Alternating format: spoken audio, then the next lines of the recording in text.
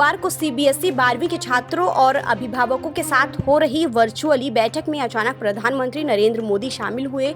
उन्होंने इस दौरान छात्रों और उनके पेरेंट्स के साथ बातचीत की। इस दौरान छात्रों और उनके पेरेंट्स से पीएम मोदी ने परीक्षा के स्थगन और उसके असर पर चर्चा की। 12वीं के छात्र और पेरेंट्स के बीच सीबीएसई ने ये बैठक बुलाई थी ताकि 12वीं के परीक्षा परिणाम के फॉर्मूले को लेकर निष्कर्ष पर पहुंचा जा सके। सीबीएसई 12वीं की बोर्ड की परीक्षा रद्द होने के बाद कई राज्य सरकारों ने भी 12वीं बोर्ड परीक्षाओं को रद्द करने का फैसला किया है। इस कड़ी में उत्तर प्रदेश ने छात्रों के स्वास्थ्य और सुरक्षा को ध्यान में रखते हुए 12वीं बोर्ड की परीक्षा को रद्द कर दिया है। सीएम योगी आदित्यनाथ और डिप्टी सीएम दिनेश शर्मा के साथ हुई उच्च स्तरीय बैठक के बाद ये फैसला लिया गया। बैठक के बाद डिप्टी सीएम दिनेश शर्मा ने इसका ऐलान किया। महाराष्ट्र सरकार ने भी 12वीं के बोर्ड एग्जाम रद्द करने की घोषणा कर दी है। महाराष्ट्र सरकार ने इस संबंध में बुधवार को ही राज्य आपदा प्रबंधन प्राधिकरण को प्रस्ताव भेजा था, जिसे मंजूरी मिल गई है। राज्य में कोविड-19 मामलों में हो रही भारी वृद्धि के कारण महाराष्ट्र बोर्ड परीक्षा 2021 को रद्द किया गया है। महाराष्ट्र में अनलॉक की प्रक्रिया का ऐलान किया गया है। राज्य सरकार की घोषणा के मुताबिक महाराष्ट्र अनलॉक की प्रक्रिया 5 फेज में होगी। सरकार की तरफ से जारी बयान में बताया गया है कि जिन जिलों में पॉजिटिविटी रेट 5% से कम है और 25% से कम ऑक्सीजन बेड ऑक्यूपेंसी है, वहां पर पूरी तरीके से अनलॉक को इजाजत दी गई है। इस अनलॉक प्रोसेस के तहत रेस्टोरेंट्स, मॉल, गार्डन, थिएटर, फिल्मों की शूटिंग को इजाजत दी जाएगी। कोरोना महामारी के चलते इस साल 12वीं की बोर्ड की परीक्षा रद्द कर दी गई है।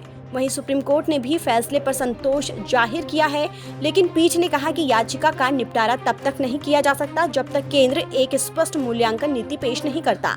हालांकि सुप्रीम कोर्ट ने सीबीएसई और आईसीएसई को 2 हफ्ते के अंदर 12वीं के परिणाम घोषित करने के लिए अपनाए जा रहे आंतरिक आंकलन की जानकारी पेश करने को कहा है।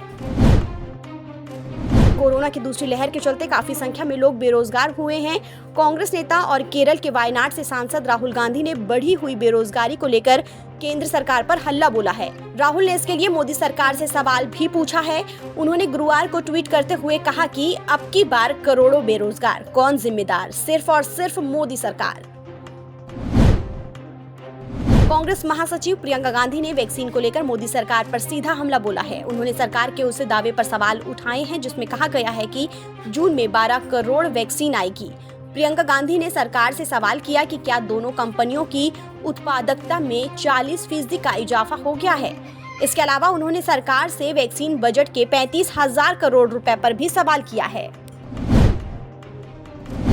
ड्रग कंट्रोलर बॉडी ने दिल्ली हाईकोर्ट से कहा कि गौतम गंभीर फाउंडेशन को कोविड मरीजों को अनधिकृत रूप से फेबीफ्लू दवा देने और इसकी जमाखोरी करने का दोषी पाया गया है।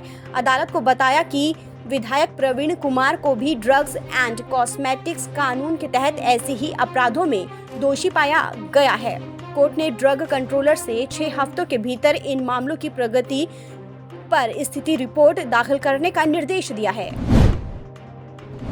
देश भर में दर्ज होने वाले राजद्रोह के मुकदमों पर सुप्रीम कोर्ट ने पुलिस को आगाह किया है। कोर्ट ने कहा है कि इस तरह का मुकदमा दर्ज करते समय पुलिस को आईपीसी की धारा 124A में दिए गए दायरे और 60 साल पहले केदारनाथ सिंह मामले में आए फैसले को ध्यान में रखना चाहिए। कोर्ट ने ये टिप्पणी वरिष्ठ पत्रकार विनोद दुआ के ऊपर शिमला में दर्ज राजद्रोह की एफआईआर रद्द करते हुए की है। सप्ताह के चौथे कारोबारी दिन शेयर बाजार हरे निशान पर बंद हुआ। सेंसेक्स 383 अंक की तेजी के साथ 52,232 के स्तर पर बंद हुआ। वहीं निफ्टी 114 अंक यानी 0.73% ऊपर 15,690 के स्तर पर बंद हुआ। पिछले सप्ताह के दौरान सेंसेक्स 832 अंक यानी 1.74% मजबूत हुआ।